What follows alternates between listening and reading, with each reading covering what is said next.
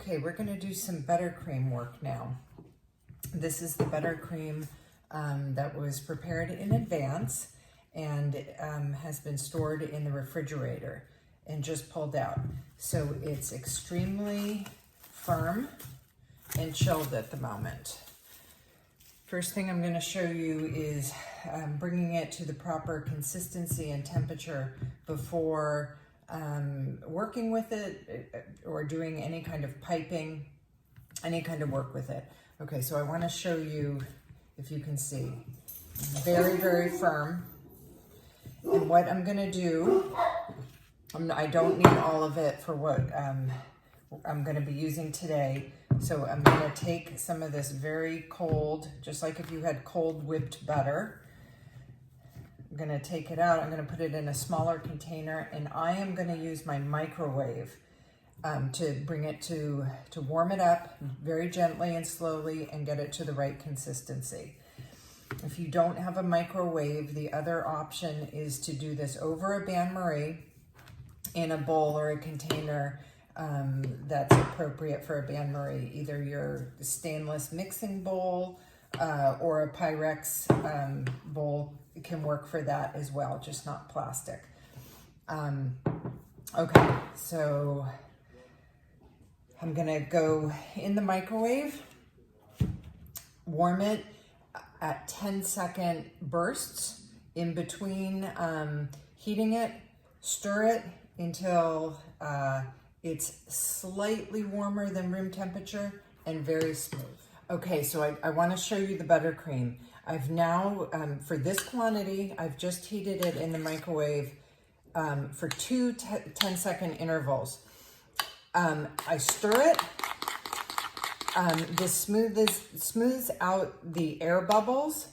As you can see, it starts to get very, very smooth. Still a little bit of air, and it's still slightly firm. I'm gonna put it in for 10 more seconds, and then I think it'll be ready. Now, I actually, on that last 10 seconds in the microwave, I actually stopped it at about 7 because it's a small quantity. I was worried that a full 10 seconds might have been too much. One other thing I want to add, if you are heating your buttercream on the bain-marie, do not stop stirring it. Use a spoon or a rubber spatula, not a whisk, and continually move it and stir it so that the bottom of the buttercream that's getting the most direct heat, that's going to melt out first, okay, and get the most and start to soften and, like I said, even melt. You want to continually incorporate that into the rest of the cold buttercream. And then every once in a while, take the bowl off the bain-marie, stir it, try to get it to the consistency you want. If you need to put it back on the bain-marie, do work that way, on and off, okay? So buttercream is very interesting in that it can go from frozen to refrigerated to room temperature to melted and back again. So you can do it can be all of those varying degrees of temperatures and then bring it back to this consistency to work with. Now, depending on what your use is, some things you're going to want it a little softer and a little warmer.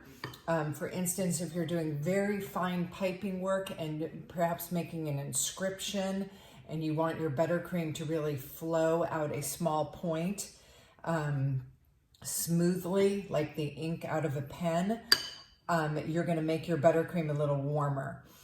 Some of the, say for instance, making roses, some of that kind of decoration type work, you want a little firmer because of course you want your buttercream to hold up and keep the form of the shape that you're piping.